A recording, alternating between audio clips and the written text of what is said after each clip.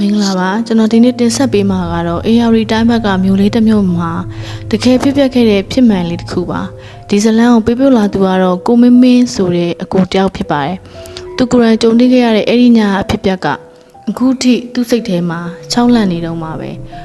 လွန်ခဲ့တဲ့3နှစ်ကပေါ့ကိုမင်းမင်းကလောက်ကိစ္စနဲ့ရန်ကုန်ကနေသူ့စာတီးမျိုးလေးကိုပြန်လာပါတယ်ကားနောက်ကျတာနဲ့မြို့အဝင်ကရမအောင်တစ်ခုမှာည7:00 နာရီလောက်ရောက်သွားခဲ့တယ်ပတ်ဝန်းကျင်ကတိတ်ဆိတ်နေပြီးလမ်းမီးတိုင်ချို့ကလည်းမိတ်တုံနေပေါ့အဲ့ဒီအချိန်မှာပဲအဖြူအောင်ကားအဟောင်းလေးတစ်စီးကသူ့အရှိမထိုးရက်လာပါတယ်ကားမောင်းတဲ့သူကလူလက်ပိုင်းရွယ်အမျိုးသားတစ်ယောက်ပါညီလေးဘယ်သားမလို့လဲကိုလိုက်ပုတ်ပေးမယ်လေဆိုလို့အဲ့ဒီအချိန်မှာကားမရှိတော့တာနဲ့ကိုမင်းမင်းကဝမ်းသာအားရနဲ့တက်လိုက်သွားမှခဲ့မိပါတယ်ကားပေါ်ရောက်တော့ထူးထူးခြားခြားအေးစိမ်နေတာကိုခံစားရတယ်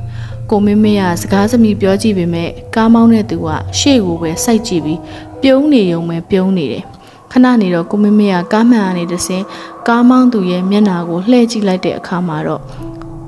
သူ့သွေးတွေအေးဆက်သွားခဲ့ပါတယ်မှန်ထဲမှာမြင်ခဲ့ရတဲ့ကားမောင်းသူရဲ့မျက်နှာကပုံမှန်မဟုတ်တော့ဘူးဗစက်ကနှရွက်နာအထိဖျဲကားနေပြီးမျက်လုံးတွေကလည်းသွေးရောင်လွှမ်းနေတာကိုမြင်လိုက်ရတယ်ကိုမင်းမင်းကကြောက်နေတဲ့ကြားနဲ့အကိုကျွန်တော်ဒီနားမှာပဲဆင်းတော့မယ်လို့អော်ပြောလိုက်တယ်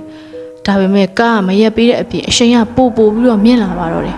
ကိုမင်းမင်းကဖျားစာတွေရွတ်ဖတ်ပြီးတော့မျက်လုံးမှိတ်ထားလိုက်တယ်နောက်ဆုံးကားပရိတ်အုပ်တန်အကျယ်ကြီးကြားလိုက်ရလို့မျက်လုံးဖွင့်ကြည့်လိုက်တော့သူဟာလမ်းဘေးကမြောင်းအဆက်မှာ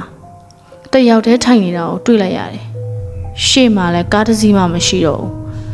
နောက်နေ့မနက်မှာမြို့ခံတွေကိုမေးကြည့်တော့မှလွန်ခဲ့တဲ့တစ်ပတ်ကဒီနေရာမှာအဖြူအောင်ကားတစ်စီးမှောက်ပြီးကားမောင်းသူပွဲချင်းပြီးတည်ဆုံးသွားရလို့သိလိုက်ရပါတယ်ဗျာဒီဖြစ်ရမှန်လေးကိုပြောပြပေးတဲ့အကိုကိုလည်းကျေးဇူးအများကြီးတင်ပါတယ်ဗျာ